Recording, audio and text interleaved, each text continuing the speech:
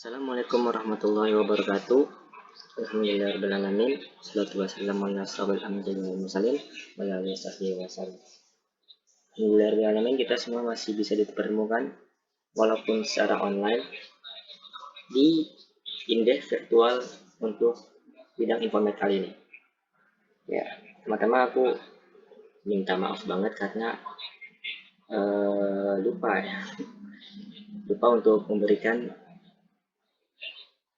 materi terkait indeks virtual ini.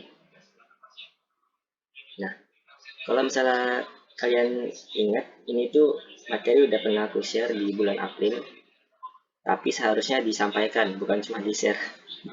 Maka kayaknya akan disampaikan. Oke, langsung ke materi aja. Materi kita kali ini itu terkait dengan birrul walidain atau berbakti kepada kedua orang tua. Nah, apa sih itu birrul walidain? Itu diambil dari kata albir yang dimaknai husnul khuluq atau budi pekerti yang baik. Nah, ini ada hadis dari hadis riwayat Muslim. Itu saya bertanya kepada Rasul tentang arti albir dan al-itsm. Maka Rasulullah SAW menjawab, albir itu adalah budi pekerti yang baik. Nah, sedangkan al-itsm itu adalah apa yang muncul di hatimu dan kamu sendiri tidak senang tatkala manusia mengetahuinya. Jadi kayak al-itsm itu kayak misalnya aib. Jadi apa yang kita sembunyikan dalam diri kita sendiri dan orang lain itu nggak boleh tahu. Kalau tahu kita nggak senang gitu. Istilahnya aib ya. Sedangkan albir itu kebalikannya, yaitu beri pekerti baik. Pekerjaan kebaikan yang kita lakukan itu albir. Nah, tadi kan albir itu kan kebaikan. Jadi kalau misalnya birrul walidain itu adalah kebaikan kepada orang tua. Nah, ini tuh birrul walidain itu tuh mencakup sikap, yaitu pertama adalah al-ihsanu ilaihima. Itu berbuat baik kepada kedua orang tua. Yang kedua itu adalah al-qiyamu bi huquqihima atau menegakkan hak-hak kepada kedua orang tua. Yang ketiga itu adalah iltizamu ta'atihima. Itu komitmen mentaati keduanya. Yang keempat ada ijtinabu isa'atihima atau menjauhi perbuatan yang menyakiti keduanya. Berikutnya adalah fi'lu ma yurdihima atau melakukan apa-apa yang diridhoi keduanya. Jadi ini beberapa sikap yang mencerminkan birrul walidain atau kebaikan kepada kedua orang tua kita. Ini akan kita bahas nanti di materi kali ini. ووصينا الإنسان بوالديه حملته أمه وهنا على وهن وفصاله في عامين itu dan kami perintahkan kepada manusia untuk berbuat baik pada dua orang ibu bapaknya. Ibunya telah mengandungnya dalam keadaan lemah dan bertambah-tambah dan menyapinya dalam 2 tahun. Syukurlah kepadaku dan kepada kedua orang tua ibu bapamu. Hanya kepadakulah kembalimu. Nah, itu dalam Al-Quran itu dijelaskan kenapa sih kita tuh harus berbuat baik kepada orang tua ya, karena kita tuh dari awal tuh udah benar-benar ada pengorbanan gitu loh dari orang tua. Kayak misalnya dari awal dikandung itu udah benar-benar beban yang sangat besar untuk orang tua kita ya. Dia membesarkan kita sampai saat ini, belum menafkahi, memberi apa yang kita inginkan gitu. Jadi nggak salah kalau misalnya Islam itu menegaskan kita untuk berbuat baik pada orang tua. Nah, ini ada keutamaan berbakti kepada orang tua. Yang pertama itu adalah amalan yang paling dicintai oleh Allah. Yang kedua itu sebab diampuninya dosa besar. Yang ketiga sebab dipanjangkan rezeki dan umur. Yang keempat itu adalah bentuk ketaatan kepada Allah untuk mendapatkan ridhonya. Yang kelima itu adalah salah satu amal yang menghantar ke surga. Nah, dalam Islam itu banyak ya istilah-istilah Islami yang berkaitan dengan orang tua. Kayak misalnya ridho orang tua adalah ridho Allah gitu. Ini mencerminkan kalau misalnya orang tua nggak ridho, berarti Allah juga nggak ridho gitu kan. Sama kayak poin nomor 4. Terus doa yang paling mujarab adalah doa dari orang tua ya. Jadi itu mencerminkan bahwa kekuatan doa orang tua itu sangat besar gitu. Mungkin itu adalah sebab diampuninya dosa-dosa kita gitu. Seperti di poin nomor 2. Itu ada surga di telapak kaki ibu gitu kan. Nah, itu tuh berarti kita kalau misalnya ingin mencapai surga, ingin menggapai surga, berarti dia harus benar-benar berbuat baik kepada orang tua ini maksudnya gitu kan. Sama kayak poin nomor 5. Banyak banyak lah pokoknya istilah-istilah Islamnya yang berkaitan dengan orang tua. Nah, ini kita jabarkan satu-satu ya. Jadi yang pertama adalah amal yang paling dicintai oleh Allah. Ini adalah hadis riwayat Bukhari. Amal apakah yang paling dicintai Allah? Nabi SAW menjawab, salat tepat waktu. Abdullah Mas'ud radhiyallahu anhu bertanya lagi, kemudian apa lagi? Nabi SAW menjawab, berbakti kepada orang tua. Abdullah bin Mas'ud radhiyallahu anhu bertanya lagi, kemudian apa? Kemudian amal apa lagi? Nabi SAW menjawab, jihad di jalan Allah. Nah, jadi itu apa namanya?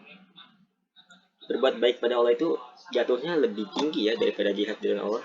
Jadi kalau kita berbakti pada orang tua itu istilahnya kita tuh mendapatkan pahala yang lebih dari jihad kepada Allah. Bayangkan. Padahal berbuat baik pada Allah kepada orang tua itu kan bisa dibilang simple ya, karena orang tua itu kan orang yang paling dekat dengan kita ya. Tapi amalnya lebih dari jihad. Berarti kan spesial banget itu orang tua untuk kita kan. Nah, ini adalah bukti bahwa amal yang paling dicintai Allah itu adalah berbuat baik kepada orang tua. Nah, yang kedua, sebab diampuni dosa besar. Ini ada hadis riwayat dari Tirmizi.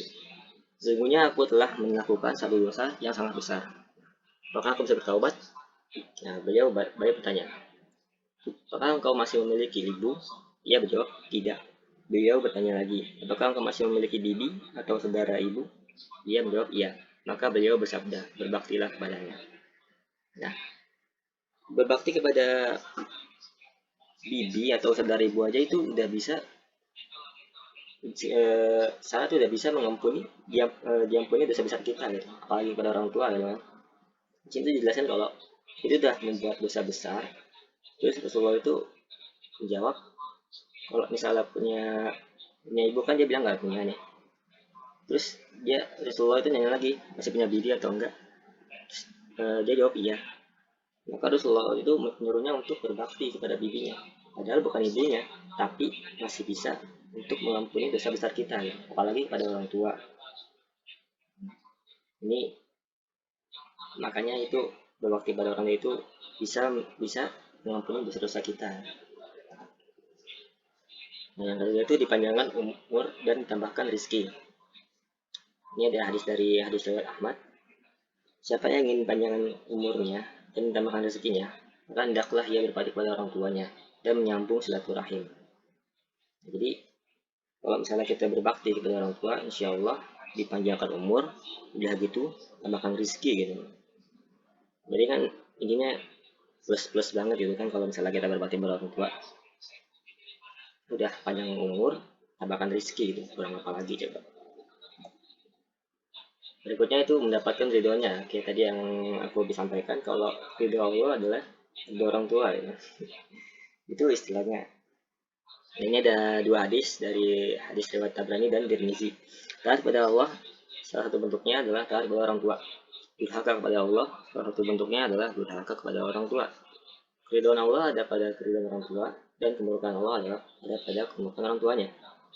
Ya, ini menjelaskan banget ya kalau apa yang diberikan orang tua itu mencerminkan apa yang diberikan Allah. Jadi kalau misalnya orang tua marah, ya Allah juga marah. Kalau orang tua ridho, Allah juga ridho.